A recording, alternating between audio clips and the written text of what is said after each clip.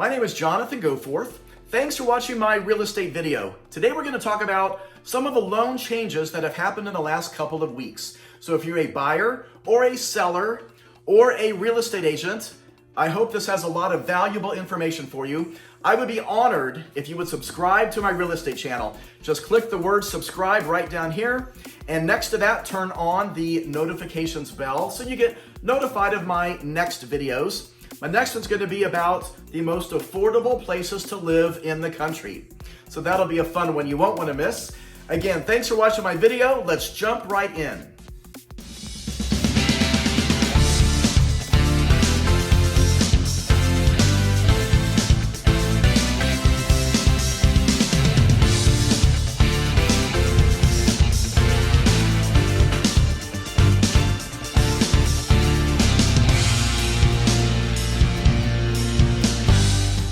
I'm going to talk about what these changes are over the last few days. In the real estate industry, these loan changes really involve investor loans. So if you are looking at working with a client who's going to buy a duplex or a rental house, then this might be affecting them. So let's talk about Fannie Mae and Freddie Mac. Those two control almost every loan in the country. You probably knew that. What you might not have known is the control that they place on lenders as to the percentage of investment loans a lender can do compared to owner-occupied loans. So for the last few years, a lender can do up to 15% investment loans. So buyers who are going to buy a duplex or a rental house or a half a duplex or anything they're going to exclusively rent out falls in this 15% of the total loans a lender can do. So this 85% makes up all the owner-occupied loans. And that's how things have operated for the past few years. But what's interesting, if you look back at 2007, when the market collapsed and it was just horrible, we had a lot of foreclosures. Back in 2007, 8, 2009, and 10, and 11, back then the trend started as to buying rental property. And you'll probably remember all the infomercials, how to get rich in real estate, how to build wealth, investing in real estate, in rental properties.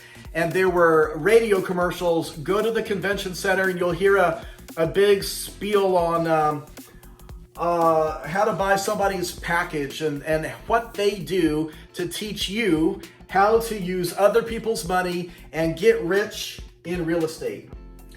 That trend was so big, it has led to all kinds of people owning at least one rental house. Some people have 2 rental houses. A few people have quite a few rental houses. And so lenders have actually been running about 15%. Some lenders, not all, but some lenders who are just really blessed with a lot of buyers who do rental properties, they operate there. And so Fannie Mae and Freddie Mac, they want owner-occupied loans. They want people to have home ownership. And so the loan programs, they all fall under the 85% here. There's really no big loan incentives, no big loan programs to encourage real estate investing. But the FHA loan, that's in here. All the different kinds of conventional loans, VA loans, that's all for owner-occupied buyers. You know, you do conventional 3% down, 5%, 10%. That's all governed and falls under the owner-occupied 85%. With that, Fannie Mae and Freddie Mac want people to buy homes to live in. That's what you have to remember. And I think because of that, our current market, which is a very strong seller's market, in almost the entire country, we have the strongest seller's market pretty much in history. We have a very low inventory. In many parts of the country, it's near a record low. Like here in the Midwest, we just don't have many homes on the market.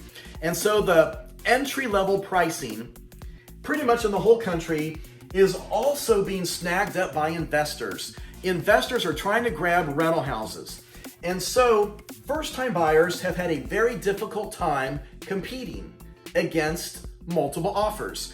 Because if you're a seller and you get 15 offers on your house that you have now listed, some of them are from owner-occupied buyers, and maybe they're doing FHA and they're not putting much down, and they want the seller to pay some of their closing costs, compared to a investor who wants it also just as bad, and they're also willing to overpay in a multi-offer situation where you get multiple offers, and the investor is going to put down 25% or more, 30%, 35%. Many of these investors will just take it as is because they're handy. They're going to go in and just fix it up and rent it, or do some work to it and flip it.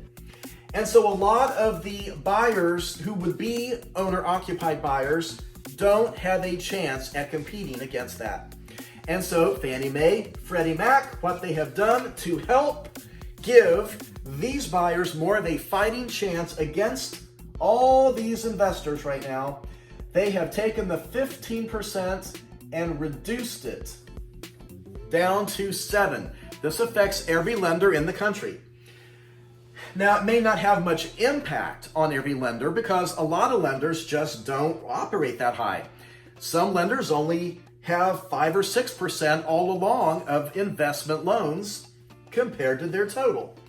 So those lenders really aren't going to be affected at all. But for example, one of the lenders who I use, they do a lot of investment loans. They operate at about 15% all the time, keeping it in balance with their total, what they're selling. And so what they did about a week and a half ago, they raised interest rates on the investment loan interest rate to help slow that down, because they are probably looking at selling another 15% over the next month or two. That's just how they do. They have a lot of realtors who give them investment buyers. They've got to get their total percentage down to 7%, or they've got to increase this up to 93% to keep these in balance now. So, what happened when they raised their interest rate? Did it slow this down? No. It creates panic and chaos with all their different investor clients who were about to buy a house. Now they are buying them faster. They are really outbidding everybody else to lock them in to become one of that 7%. And so they raised interest rates again a few days ago, still didn't slow it down. And so that lender in particular has stopped doing investment loans completely because of all the investment loans they just locked in the last 2 weeks. If you are a real estate agent, get with your lender, see where they are with this. How does this affect you as a lender? How will this affect your buyer? Because if you have buyers who are waiting to buy duplexes and rental houses and you're making offers and they keep missing out, you need to see first, can your lender do the loan? And secondly, what is the new interest rate? Have they been increasing interest rates on their investment loans also? If you're a buyer, get with your lender or check in with your real estate agent. That's what we're there for. If the rate has gone up, then just look at what your expenses will be because of that with your new mortgage payment. Because if you're buying rentals or houses to flip, the only reason you're doing that is to make money. You want a cash flow. So now you're not going to cash flow quite as good if your new interest rate is higher, whatever that is now, to make sure you're still going to cash flow as good since your expenses will be a little bit higher. That's what's going on. Now, there's going to be a lot of changes coming with this over the next few days because there's a lot of lobbying going into Washington to help try to revert this back to 15% or find a common number in the middle between 7% and 15%. Basically, what Fannie Mae and Freddie Mac are trying to do, what they've kind of done, they have eliminated half the investors who are getting a loan. Now, this is where cash is king.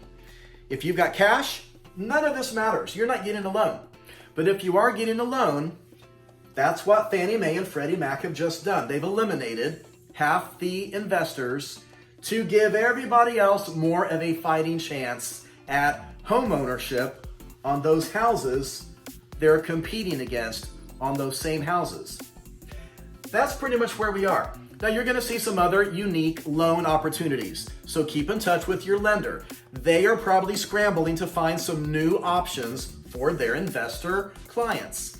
Maybe they can bring in some corporate kind of money and do some kind of private funding. That's an option. There are hard money options if you can get something like that that's enough years out, because you don't want to do a short term, unless you're just flipping a house. But if you're looking at permanent financing for a rental, there's going to be some options entering the market quickly to help compensate for what Fannie Mae and Freddie Mac have just done. That's where we're at with all this right now. I hope you learned something. Please subscribe to my channel. I would be honored if you subscribed. And I've got another video I'm going to make next week on the cheapest states to live in. It's going to be a really interesting topic because there's so many people, like in California, who they say are leaving California. They're looking for cheaper states to live in where the cost of living is lower, because right now a lot of people can just work from home. You can work from probably any state you want to. So that's going to be a fun video for next week. Thanks again for watching. Happy house hunting.